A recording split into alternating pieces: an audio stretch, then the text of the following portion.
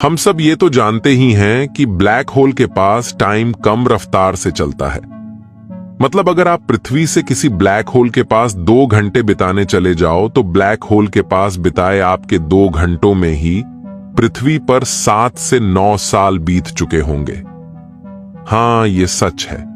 और पृथ्वी पर बैठे आपके दोस्तों को लगेगा कि आप 9 सालों से वापस ही नहीं लौटे हो, जबकि ब्लैक होल के पास आपके अभी 2 घंटे ही बीते होंगे, क्योंकि ब्लैक होल के पास टाइम धीमी गति से चलता है।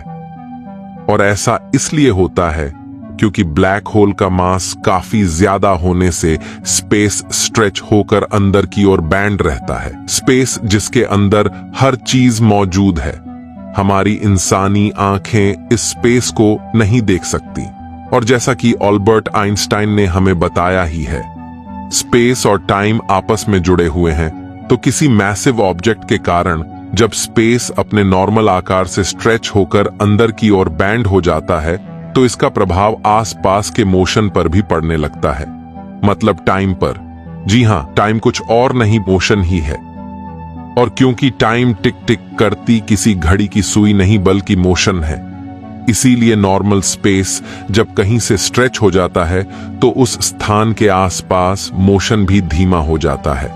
लेकिन क्या आपने कभी सोचा है, अगर कोई इंसान ब्लैक होल के पास जाकर, मतलब अपने वक्त को धीमा करके पृथ्वी पर संपर्क करे तो क्या होगा?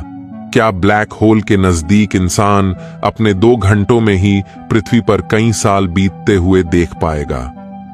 अभी हम मानवों द्वारा प्रैक्टिकली करके ये नहीं देखा गया कि असल में क्या होगा। क्या ब्लैक होल के पास मौजूद इंसान अपने कुछ घंटों में ही पृथ्वी पर कई साल बीतते हुए देख पाएगा या नहीं? अब तक का खोजा गया। पृथ्वी के सबसे नजदीक ब्लैक होल भी 1500 प्रकाश वर्ष दूर है। और अगर कोई ब्लैक होल पृथ्वी के काफी नजदीक भी होता, तब भी ब्लैक होल के पास जाकर प्रैक्टिकली इस एक्सपेरिमेंट को करके देखना नामुमकिन सा ही होगा, क्योंकि ब्लैक होल के अराउंड मैटर लाइट स्पीड से रिवॉल्व करता है, जिसको पार करके ब्लैक होल के इवेंट होराइजन तक पहुंचना और धीमी गति से चलते टाइम को महसूस करना संभव नहीं होगा। लेकिन चलिए मान लेते हैं, अगर हम फ्यूचर में कोई ऐसी टेक्नोलॉजी बना लें जो हमें सही सलामत ब्लैक होल के इवेंट होराइजन तक ले जा सके, तो फिर क्या कुछ घंटों में ही पृथ्वी पर कई सालों को बीतता देखा जा सकेगा? इस पर स्टीफन हॉकिंग का कहना था, पृथ्वी के सबसे पास का ब्लैक होल भी कई 100 लाइट ईयर दूर होगा, जहां से पृथ्वी तक हर घंटे की जानकारी आने और जाने में ही कई साल बीत जाएंगे। मतलब ब्लैक होल के पास हर घंटे में पृथ्वी पर कितने साल बीत रहे हैं। हर घंटे इसकी ठीक ठीक जानकारी सेंड और रिसीव करने में ही सालों बीत जाएंगे, क्योंकि जैसा कि मैंने आपको बताया कि सबसे पास का ब्लैक होल भी 1500 प्रकाश वर्ष दूर है। मतलब हर घंटे की जानकारी पृथ्वी पर पहुंचने में 1500 साल ही लगेंगे।